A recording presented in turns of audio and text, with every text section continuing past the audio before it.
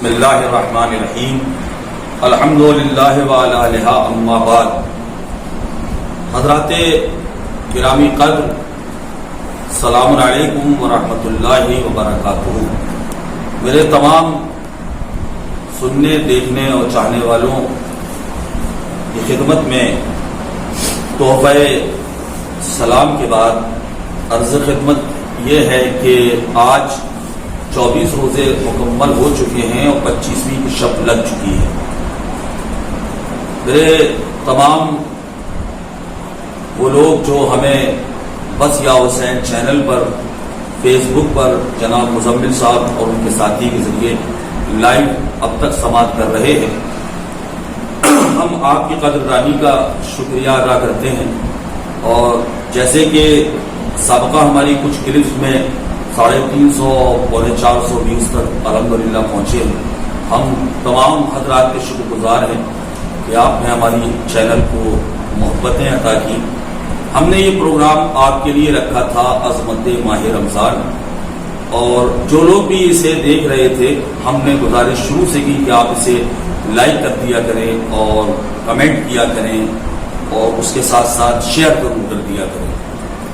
اور دوسرے دن ہم اپنا یہ پروگرام یوٹیوب پر بھی اپلوڈ کر دیتے ہیں، اسی چینل پر، بس یا حسین اسی چینل پر.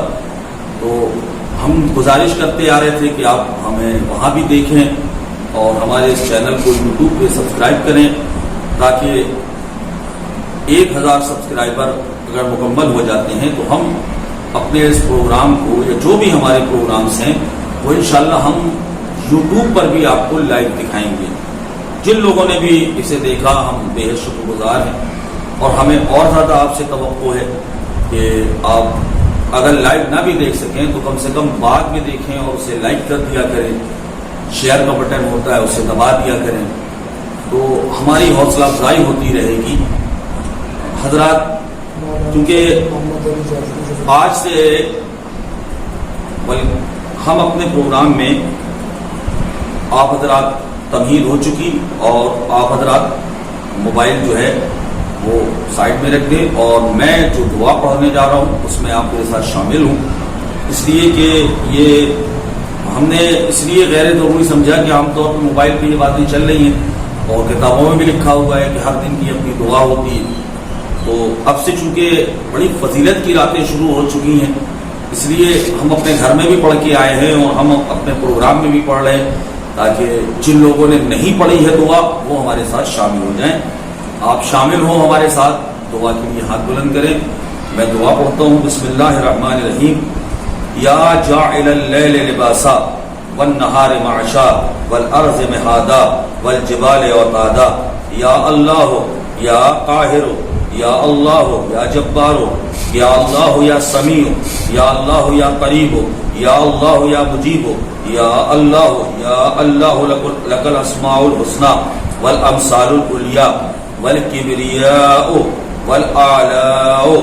اسألک ان تصلی علی محمد وعلی محمد وان تجعل اسمی فی هذه اللیلہ فی السعداء والروح مع الشهداء واحسانی فی علیین واساءتی مغفورا وان تہب لی یقینا تباشر به قلبی وایمانا یذهب الشک انی ورضا بما قسمت لی وآتنا فی الدنیا حسنۃ وفی الآخرۃ حسنۃ وقنا عذاب النار الحریق وارزقنی فیہا ذکرک والشکرک والرغبۃ الیک والانابۃ والتوبۃ والتوفیق لما وفقت له محمدا وعلى محمد علیہ السلام. اللہم صلی علی محمد وعلى محمد. اس دعا میں یہ ہے کہ اللہ کی تعریف کی گئی ہے کہ اے اللہ، تم نے رات کو سونے کے لیے بنایا، دن کو کمانے کے لیے بنایا، زمین کو ہمارے لیے گہوارہ بنایا، اور اس کے بعد دعا یہ کی جا رہی ہے کہ خدایا ہمیں دنیا اور آخرت کی ہر نیکی عطا فرما، اور ہمیں توبہ کرنے کی توفیق عنایت فرما، اور ہماری زندگی کو وقف کر دے محمد و آل محمد علیہ السلام کی اطاعت کے لیے۔ یہ ہے آج کی دعا جو ہم نے پڑھی۔ حضرات، ہم ایک اعلان گزارش کریں گے کہ آپ تمام حضرات اسی چینل پر ٹھیک رات کو 10 بجے 25 اور 26 رمضان المبارک 25 اور 26 رمضان المبارک یعنی کل اور پرسوں رات کو ٹھیک 10 بجے جناب ذاکر ایرانی بلاسپور سے ہمارے اس چینل پہ نوحہ خوانی کریں گے، مدح مولا کریں گے۔ آپ حضرات سے گزارش ہے کہ ٹھیک رات کو 10 بجے جناب ذاکر ایرانی صاحب کو سماعت فرمائیں اور ثواب دارین حاصل کریں۔ یہ تو ایک گزارش تھی۔ اس کے ساتھ ساتھ ہم نے گزارش کی تھی کہ آپ اپنے بچوں کی کلپس بنا کر ہمیں بھیجیں، وہ جو بھی پڑھتے ہیں قصیدہ، کلام، رباعیات، تو ہم انہیں بھی اپنے پروگرام میں ایڈ کریں گے اور شامل کریں گے۔ عزیزان گرامی، ہم نے دیکھا ہے کہ رمضان المبارک میں جو جوش شروع میں ہوتا ہے وہ آخر میں نہیں ہوتا۔ جو رغبت اور جو شوق اور جو ذوق اور جو بلبلہ شروع میں دیکھا جاتا ہے وہ آخر میں نہیں دیکھا جاتا۔ لوگ تھکنے لگتے ہیں۔ تھکنا منع ہے دوستوں۔ ان 10 راتوں میں میں بارہا عرض کر رہا ہوں، اور یہ آدھے گھنٹے کا پروگرام ہے، میرے سامنے یہ پوری کتاب بھری ہوئی ہے۔ آپ سوچیں اس میں کیا کیا ہوگا۔ تو ان کی عظمتوں کو تو اولا تو رمضان المبارک کی ہر رات ایک عظیم رات ہے اور سال کی ہر رات سے وہ جدا ہے، لیکن آخر کی جو 10 راتیں ہوتی ہیں ان کو ذرا احتیاط سے گزاریے گا، ذرا احتیاط سے۔ شب قدر کے بہت سارے اعمال ہیں، 23ویں شب کے اعمال بے انتہا ہے، اور اتنی تاکید ہے شب قدر کی۔ رمضان المبارک میں جس نے شب قدر کو پا لیا، سمجھ لیجئے کہ اس نے ہر نیکی کو پا لیا، اور جس نے شب قدر کو نہیں پایا اس نے کچھ نہیں پایا۔ ہم رفتہ رفتہ گزارش کریں گے۔ دیکھیے 27 بھی شب قدر ہو سکتی ہے، کل ہم اس پہ مکمل گفتگو کریں گے، کل یا پرسوں 26ویں روزے کو، جو ہمارے یہاں اہل سنت برادران کے ہاں جو شب قدر مانی جاتی ہے وہ 27 رمضان المبارک ہے، تو وہ بھی ہو سکتی ہے، اور اس کے بھی ڈھیر سارے اعمال اپنے یہاں موجود ہیں۔ تو 23 کے اعمال کرنے کے بعد آپ یہ نہ سمجھ لیجیے کہ بس یہی 23 تھی، ہر رات کا احترام ہے ان 10 راتوں میں۔ اولا تو رمضان المبارک کی ہر رات کا احترام ہے، لیکن ان 10 راتوں کا احترام کچھ خاص کر بڑھ جاتا ہے۔ ہم بار بار اپنے پروگرام میں مسلسل 2-3 روز سے یہ تاکید کر رہے ہیں تاکہ آپ اس کے ثواب سے محروم نہ رہ جائیں اور غافل نہ رہ جائیں۔ اس لیے ہم بارہا آپ سے گزارش پہ گزارش کرتے چلے جا رہے ہیں کہ جو بھی لوگ ہمیں دیکھ رہے ہیں اور جتنے بھی لوگ ہمیں سن رہے ہیں کہ ان راتوں کا احترام بے حد ضروری ہے، بے حد بے پناہ ضروری ہے ان راتوں کا احترام۔ اب آپ کو بتاؤں کہ کل میں نے عرض کیا تھا کہ اس رات میں غسل کرنا یہ سنت مؤکدہ ہے، ٹھیک ہے، اور امام حسین علیہ السلام کی زیارت ہے شب قدر میں، 23ویں شب قدر میں 100 رکعت نماز پڑھنا ہے، بہت تاکید ہے۔ اس کے علاوہ شیخ نے تہذیب میں ابو بصیر کے واسطے سے حضرت امام جعفر صادق علیہ السلام اللہم صلی علی محمد وآل محمد، مولا سے روایت ہے چھٹے امام سے کہ وہ رات کہ جس کے شب قدر ہونے کا احتمال ہو اس میں 100 رکعت نماز بجا لائے، اور اس کی ہر ایک رکعت میں سورہ حمد کے بعد 10 مرتبہ قل واللہ احد پڑھے۔ یہ سنتی نماز کے لیے حکم ہے۔ اگر آپ سنت کے طور پر پڑھ رہے ہیں 2-2 رکعت کر کے، تو یہ حکم ہے کہ سورہ حمد کے بعد ہر رکعت میں 10 مرتبہ قل واللہ۔ لیکن ہم نے عرض کیا تھا کہ لوگ چونکہ واجب قضا نماز پڑھتے ہیں تو اس میں ویسے ہی پڑھنا ہے جیسے فجر کی ہوتی ہے، ظہر کی ہوتی ہے، مغرب کی ہوتی ہے، عشاء کی ہوتی ہے، ویسے ہی آپ کو پڑھنا ہے۔ اسی لیے 6 دن پڑھی جاتی ہے، 6 دن کی پڑھ لیجیے فجر چھوڑ کر، تو تو 100 رکعت مکمل ہو جاتی ہے. لیکن اگر 2 رکعت کر کے کوئی بندہ پڑھ رہا ہے، مثلا کسی کی نماز قضا ہی نہیں ہے یا قضا ہے تو اس نے شب قدر سے پہلے ہی ادا کر لی ہے، تو اب وہ کیا کرے؟ تو اگر اس کے ماں باپ کی نماز قضا ہے تو وہ پڑھ لے، اگر باپ کی بھی قضا نہیں ہے یا پہلے پڑھوا چکا ہے تو اب ان کے لیے یہ بات ہے کہ وہ 2 رکعت کر کے نماز پڑھیں. تو جب 2 کر کے پڑھیں گے، سنت پڑھیں گے، تو ہر رکعت میں سورہ حمد کے بعد 10 مرتبہ قل هو اللہ احد پڑھنا چاہیے.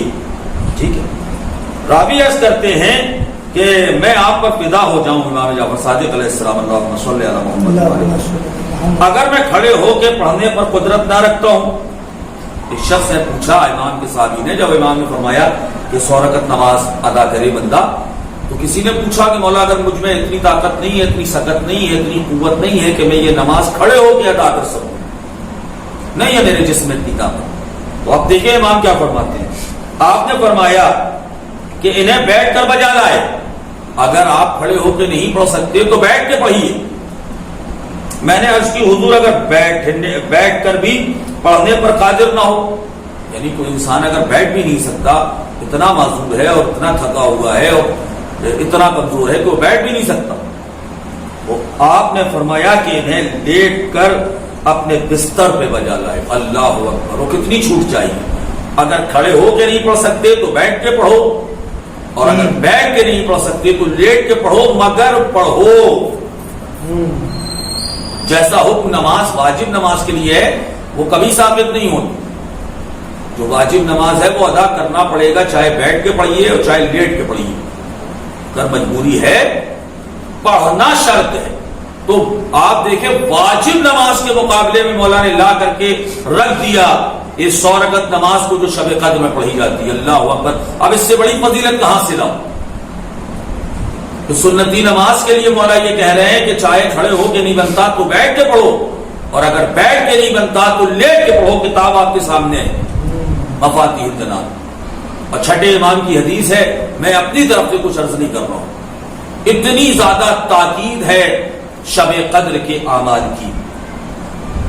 دائم الاسلام سے روایت ہے کہ جناب رسول خدا صلی اللہ علیہ وآلہ وسلم اللہم صلی علی محمد وآل محمد ماہ رمضان کی آخری 10 دن میں اپنے بستر کو لپیٹ دیتے تھے اور کمر عبادت کے لیے مضبوط کر لیتے تھے. کل میں نے عرض کیا تھا کہ مولا ہمارے آقا دو جہاں سرور کائنات حضرت محمد مصطفیٰ صلی اللہ علیہ وآلہ وسلم اللہم صلی علی محمد وآل محمد 20 رمضان کے بعد اپنے گھر میں لیٹتے نہیں تھے، بلکہ وہ مسجد میں جا کے 10 دن کا اعتکاف کرتے تھے. اعتکاف میں بھی کل میں نے گفتگو کی تھی. اور 23 رات میں اپنے اہل کو بیدار کرتے تھے، اور ان میں سے جو سو جاتا تھا ان کے لیے ان کے منہ پر پانی چھڑکتے تھے. ارے اللہ اکبر. ایک تو یہ کہ نبی خود بیدار رہتے تھے، دوسرا یہ کہ اپنے اہل خانہ کو یعنی اپنی فیملی کو، اپنے گھر والوں کو مولا رسول اللہ بیدار رکھتے تھے، اور اگر کوئی سو جاتا تھا تو اس کے منہ پہ رسول اللہ پانی کا چھینٹا مارتے تھے. اب کہاں تک بتایا جائے کہ اس کی عظمت کیا ہے. اللہ کا نبی جو مجسم رحمت ہے، جہاں آ کر انسان رحمت سکون کی سانس لیتا ہے، جس کی رحمت کی چھاؤں میں، وہ رحمت للعالمین، وہ اللہ کا نبی اپنے اہل خانہ کے منہ پہ اگر کوئی سو جاتا تو منہ پانی کا چھینٹا دیتے تھے کہ بیدار ہو جا. جناب فاطمہ زہرا سلام اللہ علیہا اللہم صلی علی محمد وآل محمد. بی بی اپنے گھر والوں میں سے کسی کو بھی اس رات سونے نہیں دیتی تھی. بھائی رسول اللہ کی بیٹی ہے تو سیرت رسول پہ عمل کریں گی، سنت رسول کو زندہ رکھیں گی.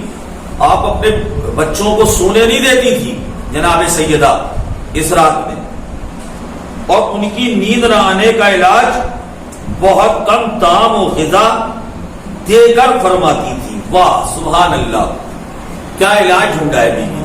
یعنی ایک تو بچے ویسے ہی روزے سے ہیں، اور جب انہوں نے افطار کیا تو بہت کم کھانا دیتی تھی، بہت کم پانی دیتی تھی.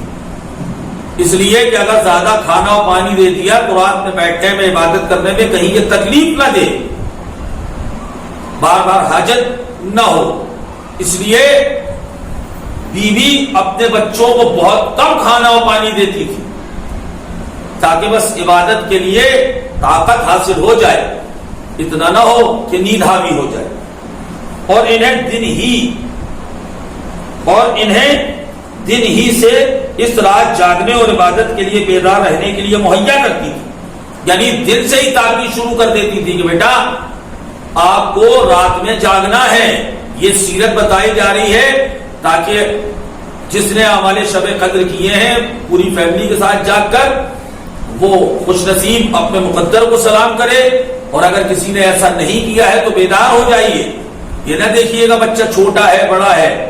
جناب سیدہ سے سیرت لیجئے میری ماں بہنیں، جناب سیدہ سلام اللہ علیہا سے اس رات کی عظمت سیکھیں کہ رسول اللہ نے سونے نہیں دیا اپنے گھر والوں کو، اور اگر کوئی سو جاتا تھا منہ پہ چھینٹا ڈالتے تھے پانی کا۔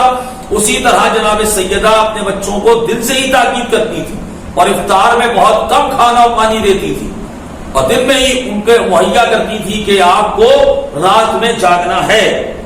یعنی ان سے فرماتی تھی کہ دن کو نیند و آرام کر لیں تاکہ انہیں رات کو نیند نہ آنے پائے۔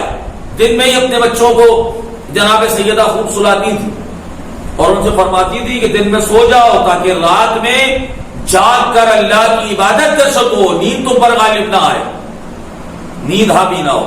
وہ تو معصوم ہے، ان کے یہاں کیا کھانا ہو کیا نیند، ویسے ہی مولا کائنات کبھی نہیں سوئے سوائے شب ہجرت۔ لیکن یہ سلیقے ہمیں بتائے جا رہے ہیں کہ شب قدر کیا ہے، اور میں انشاءاللہ ابھی اس پہ تھوڑی سی اور گفتگو کروں گا۔ اور فرماتی تھی کہ وہ شخص خیر سے محروم ہے جو آج کی رات محروم رہے، کچھ پا نہیں سکتا وہ شخص جس نے شب قدر کو چھوڑ دیا اور اس کی عبادت کو چھوڑ دیا۔ یہ صدیقہ طاہرہ فرما رہی ہے کہ جو اگر کہہ دے کہ کل درزی کپڑے لے کے آئے گا تو رضوان کو درزی بن کے آنا پڑتا ہے۔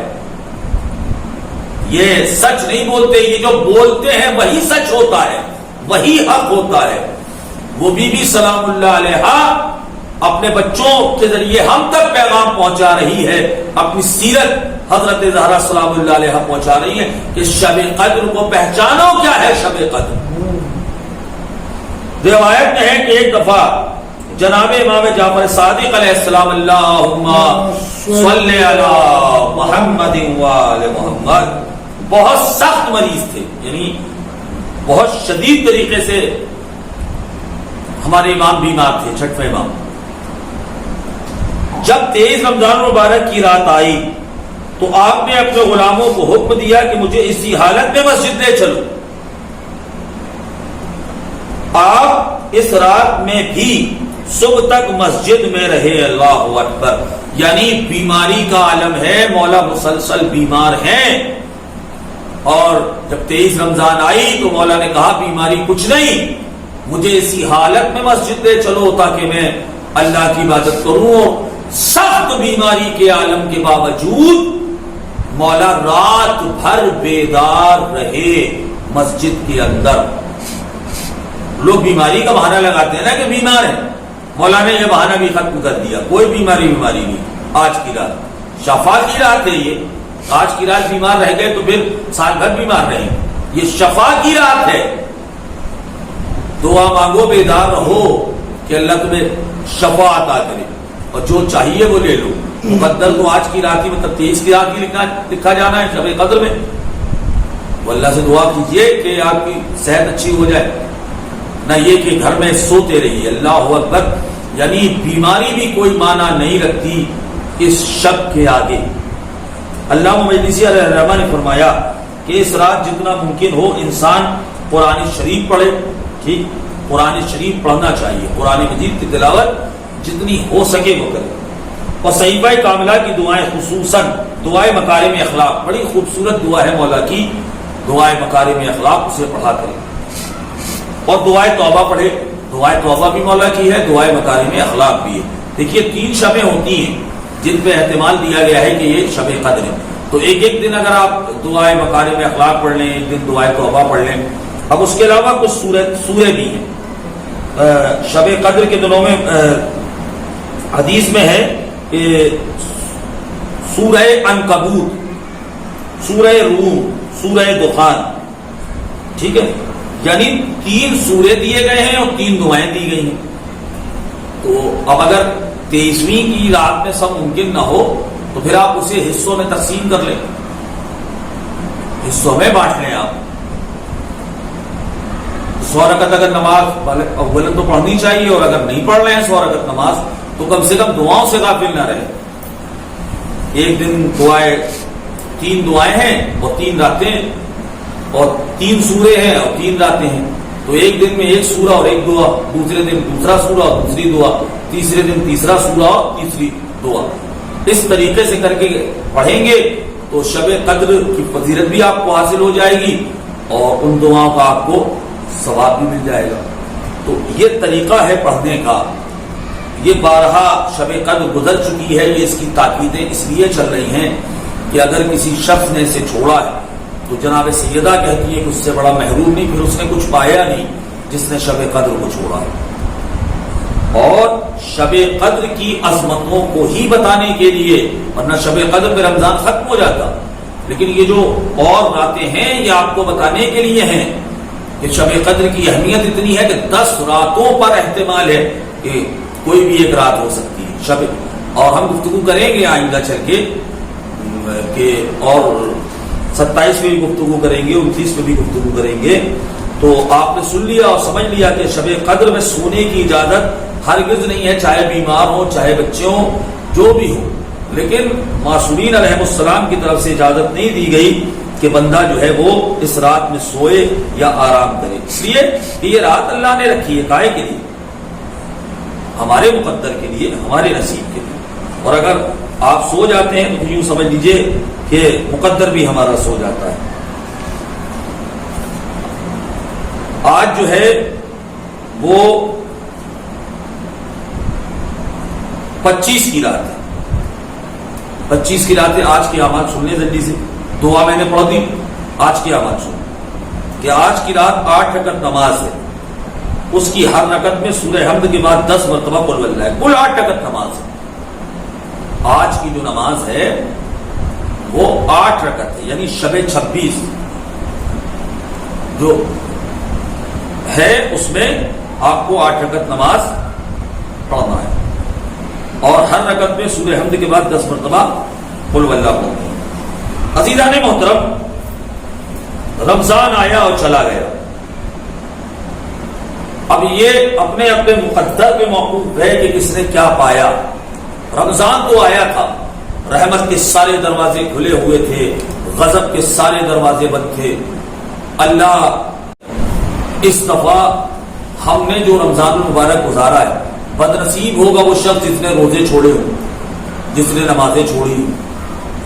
اس لیے کہ اس وقت پورا موقع تھا، آپ گھر میں قید تھے، اور اگر گھر میں رہ کر بھی انسان کو نماز کی توفیق نہیں ہوئی، روزے کی توفیق نہیں ہوئی، تو میں نہیں سمجھتا کہ اب اس کے بعد اسے کوئی توفیق ملے گی. بند تھا نا، سب کرفیو لگا ہوا تھا. مجھے یہ بتائے کمی کس چیز کی؟ اس لیے کہ بندہ مہمان ہوتا ہے اللہ کا. آہا، یہ دنیا والے لاکھ تالے لگا دے، مگر چونکہ تم مہمان تھے اللہ کی، اس نے سارے دروازے کھلے رکھے. جو افطار چاہیے، جو آپ اس سے پہلے، میں نے تو ہر چیز پائی ہے باخدا. جو میں نے چاہا کہ رمضان المبارک میں مجھے روح افزا چاہیے، یا مجھے اچھی والی کھجور چاہیے، یا مجھے سوپ بھینی چاہیے، یا افطار کا مجھے اور دیگر سامان چاہیے، تو کوئی ایسا سامان تھا ہی نہیں جو نہ ملا ہو. پھل فروٹ مل رہے ہیں، سبزیاں مل رہی ہیں، میوے مل رہے ہیں، شیمار مل رہی ہے، گوشت مل رہے ہیں، ہر چیز ملی، ہر چیز ملی. یہ کتنا بڑا کرم ہے اللہ کا کہ دنیا نے روکا آپ کا رزق، لیکن چونکہ اس معبود کے مہمان تھے، آپ نے روزہ رکھا اور اس پہ بھروسہ کیا، اس نے سارے انتظامات کر دیے. کسی مسلمان کو کوئی تکلیف نہیں ہوئی، حتیٰ یہ کہ جن کے پاس پیسے نہیں ہیں ان کے پاس بھی راشن پہنچا اور غلہ پہنچا. یہ ہمیں کیا بتا رہا ہے؟ ہر چیز ایک عبرت کے لیے ہوتی ہے. یہ لاک ڈاؤن ہمیں کیا بتا رہا ہے کہ دنیا نے پہرا لگا دیا مگر اللہ نے رزق کے دروازے کھول دیے اور اس رزق ان تک پہنچ رہا ہے. اس کا مطلب یہ کہ رزق کبھی بند کیا ہی نہیں جا سکتا. حکومت لاکھ کتنی بھی چور اور بے ایمان اور ڈاکو کیوں نہ ہو، لیکن چونکہ وہ اوپر والا مہربان ہے اس پہ بھروسہ کرو. تو یہ صرف اس لاک ڈاؤن کی بات نہیں ہے، زندگی بڑے پرسکون گزر جائے گی اور آپ کا رزق آپ تک پہنچتا رہے گا. ایک مہینہ، ایک تو یہ کتنا بڑا معجزہ اور کتنا بڑا اعجاز ہے اور کتنا بڑا کرشمہ ہے اس معبود برحق کا. اور اس معبود، ہم زندگی بھر شکر کریں، ہماری ہر سانس شکر ادا کرے اس کا، تو اس کا حق ادا نہیں ہو سکتا جو نعمتیں اس نے ہمارے لیے رکھی. اور عزیزان محترم، جب یہ رمضان گزرے تو آپ دیکھیے گا کہ آپ کی کون سی ایسی عادتیں تھیں جو بیجا تھی وہ چھوٹی یا نہیں چھوٹی. مثلا سگریٹ پیتے تھے تو سگریٹ پینے کی عادت کم ہوئی اور بڑھ گئی. پان یا اس قسم کی اور چیزیں استعمال کرتے تھے تو وہ گھٹی یا بڑھ گئی. رمضان اسی لیے آتا ہے. آپ کا کنٹرول تھا نا آپ کے اوپر، آپ نے اپنی زبان کو لذتوں سے محفوظ رکھا، تو پھر یہ کیسے ممکن ہوگا کہ رمضان کے بعد جہاں چاہا آپ نے کھڑے ہو کے کھا لیا بغیر تحقیق کیے کہ یہ چیز، یہ غذا نجس بھی ہے یا پاک بھی ہے. جب آپ روزہ رکھ کے پاک چیزوں سے پرہیز کر سکتے ہیں تو کیا عام دنوں میں آپ ناپاک اور نجس اور حرام چیزوں سے پرہیز نہیں کر سکتے؟ اور جس اللہ نے رمضان المبارک میں آپ کو بٹھا کے کھلایا، کیا سال بھر اس کے علاوہ کوئی اور رزق دیتا ہے؟ اس کے علاوہ کوئی رازق ہے نہیں، وہی رازق ہے، وہی معبود برحق. عزیزان محترم، یاد رکھیے کہ دنیا میں سب سے بڑی چیز ہے اللہ پہ توکل کرنا، اللہ پہ بھروسہ کرنا، اللہ پہ یقین کرنا. جس نے اللہ پہ یقین کیا وہ کبھی دھوکہ نہیں کھاتا. جس نے اللہ پہ یقین کیا وہ کبھی محروم نہیں رہتا. جس نے اللہ پہ یقین کیا وہ کبھی خالی ہاتھ نہیں رہتا، وہ کبھی گمراہ نہیں ہوتا. جس نے اللہ پہ بھروسہ کر لیا.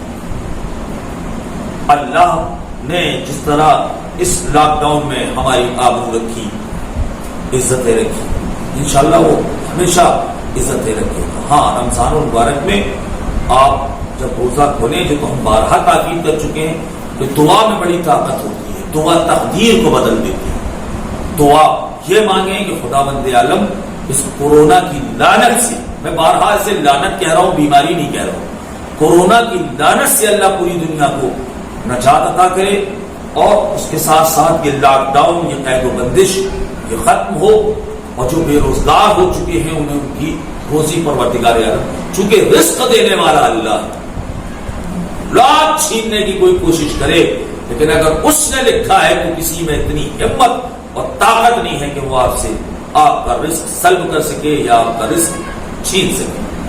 حضرات، وقت تو بہت کم ہے لیکن جاتے جاتے چونکہ جناب سیدہ کا بھی ذکر آ گیا، رسول اللہ کا بھی ذکر آیا کہ رسول اللہ خود بھی بیدار رہتے تھے 10 راتوں میں، اپنے خانوادے کو بھی بیدار رکھتے تھے. کوئی سونے والا ہوتا تھا اس کے منہ میں پانی کا چھینٹا ڈالتے تھے. اور جناب سیدہ اپنے بچوں کو دن سے ہی تاکید کرتی تھی رات میں سو جاؤ، کہ آپ کو رات میں جاگنا ہے، بیدار رہنا ہے. اور افطار میں بھی کھانا اور پانی اتنا کم دیتی تھی کہ وہ ان کے اوپر نیند غالب نہ آئے، وہ بھوکے رہیں اور جاگتے رہے. اس لیے کہ جب پیٹ بھرا رہتا ہے آدمی کا، شکم سیر ہوتا ہے تو نیند آتی ہے. تو اس لیے بی بی یہ فلسفہ اپناتی تھی. اللہ اکبر، معصومہ کے جیسی کون بیوی ہوگی. یہ شب قدر جسے کہا جاتا ہے، میرے شیعہ برادران ذرا اب تھوڑا توجہ کریں، اور اگر اب تک کا سب سے قیمتی تحفہ ہو تو پھر دعاؤں سے ضرور نواز دیجیے گا کہ شب قدر اصل میں کیا ہے. تو ہمیں یہ پتا چلا کہ شب قدر، اس میں اللہ نے قرآن کو نازل کیا ہے. خود اللہ نے قرآن میں کہا انا انزلناہ فی لیلۃ القدر، کہ ہم نے قرآن کو شب قدر میں نازل کیا ہے. سارا قرآن الحمد سے لے کر والناس تک، سارا کا سارا قرآن لوح محفوظ پہ اللہ نے اتارا ہے شب قدر میں. ایک رات میں نازل ہوا ہے قرآن شب قدر. اور پھر رفتہ رفتہ پارا پارا کر کے ہمارے نبی پہ، دیکھیے ہر چیز کے لیے دو چیزیں ہوتی ہیں، ایک ہوتا ہے زمان اور ایک ہوتا ہے مکان، ظرف زمان ظرف مکان۔ ہم پہلی رمضان سے 8 رمضان 7 رمضان سے آپ سے جڑے تو ہم ہر چیز کا اعلان ڈالتے ہیں کہ ٹھیک 9 بجے ہم فیس بک پہ لائیو آئیں گے۔ تو یہ جو اعلان ہوتا ہے یہ زمانہ ہے، باقاعدہ تاریخ ڈلی ہوتی ہے اتنے مئی کو، اور ٹائم ڈلا ہوتا ہے کہ اتنے بجے اس دن اور اتنے بجے ہم آئیں گے لائیو۔ تو ظاہر سی بات ہے یہ جو اعلان کیا جاتا ہے یہ زمانے کا اعلان ہے، کس زمانے میں ہوگا؟ ماہ مبارک رمضان میں ہوگا، اتنے بج کے اتنے منٹ پہ ہوگا، یہ وقت یہ زمانہ ہے۔ لیکن یہ پروگرام کرنے کے لیے کوئی جگہ بھی تو چاہیے، تو جگہ کا بھی ہے، ہم اعلان کرتے آ رہے ہیں کہ آزا خان ہے مشرفہ جی رضا چوک جبل پور، یا اور آسان کروں ابھی آپ ایک مجلس کا اشتہار چھپائیے کہ حضرات مثلا 25 مئی کو ایک مجلس عزا رات میں ٹھیک 9 بجے برپا ہوگی۔ تو یہ اور اس کے ساتھ ساتھ آپ نے خالی یہ اعلان ڈال دیا تو لوگ آپ سے پوچھیں گے ہمیں یہ تو لکھ دیا 25 مئی کو ہوگی، رات میں 9 بجے ہوگی، یہ بھی تو لکھو گے کہاں ہوگی، یہ پوچھا جائے گا نا کہاں ہوگی۔ تو یہ ہوتا ہے ظرف مکان کہ کس جگہ کو آپ کو اعلان ڈالنا پڑے گا، بامقام امام بارگاہ گلگلاٹوریا یا جس کے گھر میں مجلس عزا ہو رہی ہے اس کے گھر کا پتہ ڈالنا پڑے گا۔ تو ایک ہوتا ہے زمانہ یعنی کس وقت میں، اور دوسرا ہوتا ہے کس جگہ۔ اب میں بالکل آسان اردو میں سمجھا رہا ہوں، وقت اور جگہ، وقت میں ڈیٹ بھی آتی ہے، تاریخ بھی آتی ہے، ٹھیک ہے۔ تو عزیزان محترم قرآن کس وقت نازل ہوا، کس زمانے میں نازل ہوا؟ کا رمضان المبارک کی 23 تاریخ کو رات میں شب قدر میں نازل ہوا۔ لیکن کہاں نازل ہوا؟ تو نازل ہوا ہے قلب مصطفیٰ پر، اللہ اکبر، نازل ہوا ہے وَنَزَّلَهُ عَلَىٰ قَلْبِكَ، محمد ہم نے قرآن کو آپ کے سینے پہ نازل کیا ہے۔ تو قرآن نازل ہوا ہے قلب مصطفیٰ پر، قرآن کے نازل ہونے کی جگہ ہے میرے مصطفیٰ کا سینہ اقدس، رسول اللہ صلی اللہ علیہ وآلہ وسلم کے سینے پہ نازل ہوا۔ تو عزیزان محترم شب قدر کی عظمت صرف یہ ہے کہ اس زمانے میں قرآن نازل ہوا، توجہ ہے، اس زمانے میں قرآن نازل ہوا، لیکن نازل کہاں ہوا؟ ظرف مکان قرآن کا کیا ہے؟ وہ شب قدر نہیں ہے، ظرف مکان قرآن کا وہ رسول اللہ کا سینہ ہے، وہ رسول اللہ کا قلب مطہر ہے۔ تو عزیزو ہمارے یہاں مولا نے فرمایا کہ شب قدر کا جب نام لیا کرو تو بڑے احترام سے لیا کرو۔ کہا مولا کیوں؟ کہا اس لیے کہ شب قدر میری دادی حضرت زہرا کا لقب ہے۔ آپ کہیں گے مولانا سمجھ میں نہیں آیا کہ لقب کیسے ہے؟ تو عزیزان محترم 23 رمضان کو جو قرآن نازل ہوا، توجہ ہے، وہ زمانہ ہے قرآن کا، لیکن جناب سید یہ خاموش قرآن ہے۔ جناب سیدہ کو شب قدر اس لیے کہا گیا چونکہ جناب سیدہ کی ذات سے ایک نہیں بلکہ 2 قرآن نازل ہوئے ہیں، اور خاموش قرآن نہیں بلکہ بولتے ہوئے قرآن نازل ہوئے ہیں۔ ایک قرآن کا نام ہے امام حسن، دوسرے قرآن کا نام ہے امام حسین۔ ایک صلوات پر محمد و آل محمد، اللہم صلی علی محمد و آل محمد۔ اس لیے بی بی کو، ورنہ قرآن میں اللہ نے 3 بار کہا شب قدر، لیلۃ القدر، لیلۃ القدر، لیلۃ القدر۔ ایک بار کہے کہ ضمیروں سے کام چلا لیتا، لیکن وہ اس شب قدر کے لیے نہیں بلکہ حضرت زہرا سلام اللہ علیہا کے لیے یہ فرمان پروردگار ہے اور یہ فرمان معبود ہے۔ اور معصومین نے فرمایا کہ ہماری دادی شب قدر ہے۔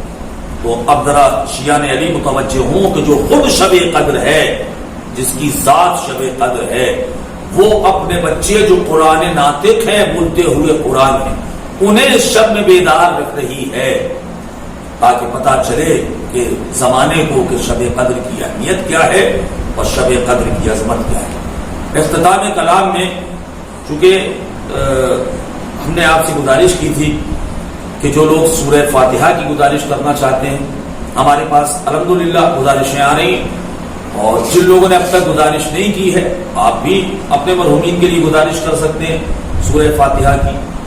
اور اگر آپ کو فیس بک پہ ٹائپ کرنا کے نہیں بھیجنا ہے تو میرے واٹس ایپ نمبر پہ، جس کا میں بارہا اعلان کرتا رہتا ہوں، ہمارے پیج پہ مزمل صاحب کا واٹس ایپ نمبر ہوتا ہے، آپ اس پہ ہی اپنا سوال ریکارڈ کر کے یا سورہ فاتحہ کی گزارش ریکارڈ کر کے پہنچا دیں. ہمیں اتنے سوالات نہیں ملے جتنی ہم توقع کر رہے تھے کہ آپ ہم سے، چونکہ لاک ڈاؤن ہے، آپ کس مولانا سے پوچھنے جائیں گے؟ کسی مولانا سے آپ پوچھ تو سکتے نہیں. ہاں اگر کسی کا نمبر ہے تو ٹھیک ہے، اور اگر کتاب سے آپ خود سمجھ لیتے ہیں اور کتابیں بھی ہیں گھر میں تو ٹھیک ہے، لیکن اگر ایسا نہیں ہے تو پھر آپ کو سوال کرنا ہوگا، پوچھنا ہوگا. تو برائے کرم آپ کو آخر کے ہی ہمارے کچھ ایپیسوڈ میں آپ اور ہمارے پروگرام میں آپ سوال کر لیں تو ہمیں بڑی دلی خوشی ہوگی ان کا جواب دینے میں. آپ جتنا زیادہ سوالات کریں گے تو 2-3 گزارشیں تھیں. ایک تو یہ کہ ہم نے سورہ فاتحہ کی گزارش کی تھی، وہ تو الحمدللہ کچھ لوگوں نے ہم سے گزارش کی اور ہم نے پڑھا بھی، آپ نے سنا بھی اور آپ نے بھی ساتھ میں پڑھا. اور دوسری گزارش جو ہے وہ کی گئی تھی کہ آپ سوالات کریں، سوال بہت کم آئے.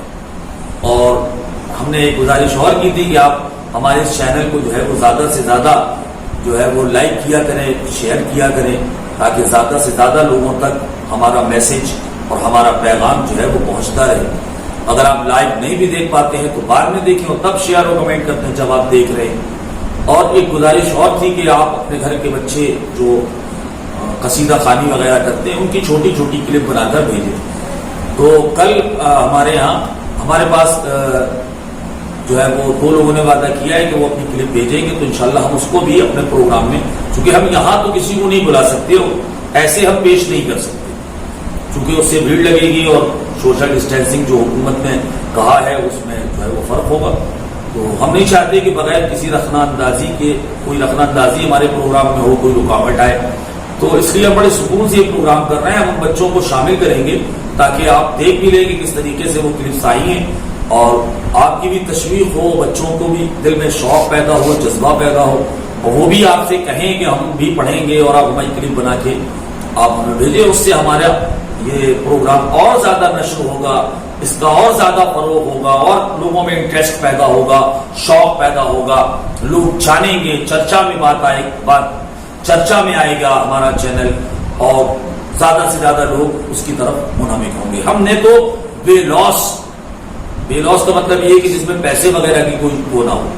ہم نے پروگرام میں چندہ نہیں مانگا، ہم نے اس سے آپ سے دعائیں مانگی ہیں.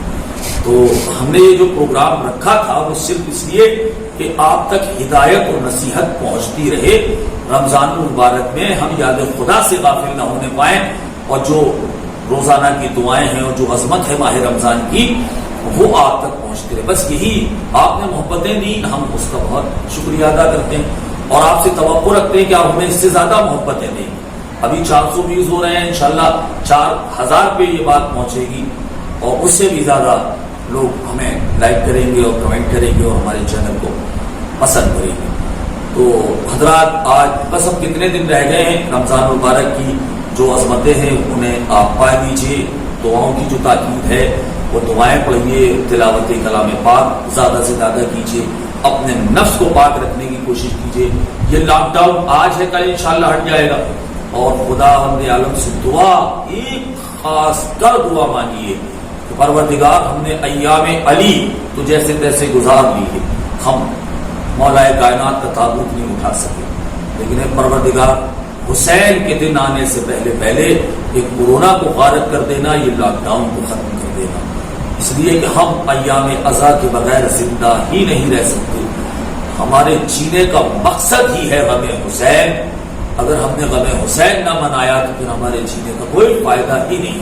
تو اللہ سے دعا کیجیے، خاص کر امام عصر سے لو لگائیے، نماز شب پڑھیے، نماز شب میں اللہ سے دعا مانگیے، مولا سے تمسک کیجیے کہ مولا چونکہ آپ صاحب الزمان ہیں، زمانہ آپ کے کنٹرول میں ہے، مولا آپ ذرے ذرے کے امام ہیں، تو آپ ہمیں اس مشکل سے نجات عطا کیجیے. تمام برادران مومن کو اور پوری دنیا کو اس کورونا کی لعنت سے نجات عطا کیجیے. آج سے ہمارے پاس کچھ گزارشیں آئی ہیں سورہ فاتحہ کے لیے. ہم انشاءاللہ یہاں سے سورہ فاتحہ پڑھیں گے.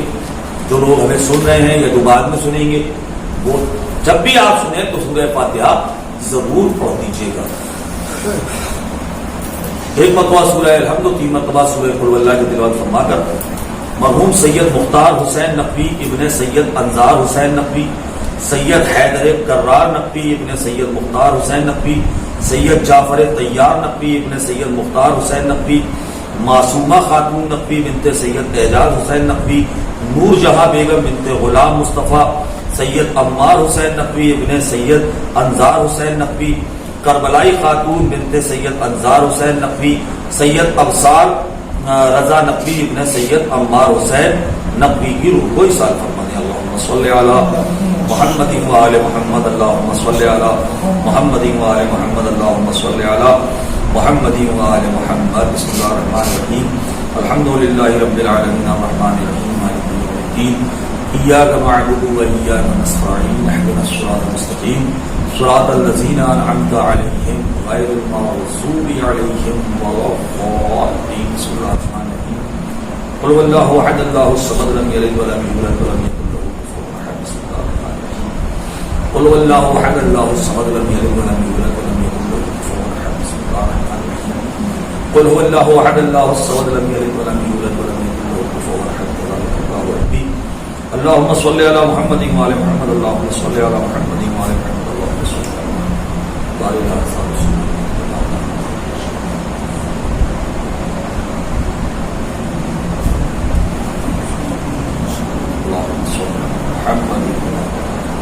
حضرات ہم پھر گزارش کریں گے کہ کل رات میں ٹھیک 10 بجے جب نوحہ خان ذاکر علی ایرانی بلاسپور سے لائیو آئیں گے ہمارے اس چینل بصیرہ حسین پر.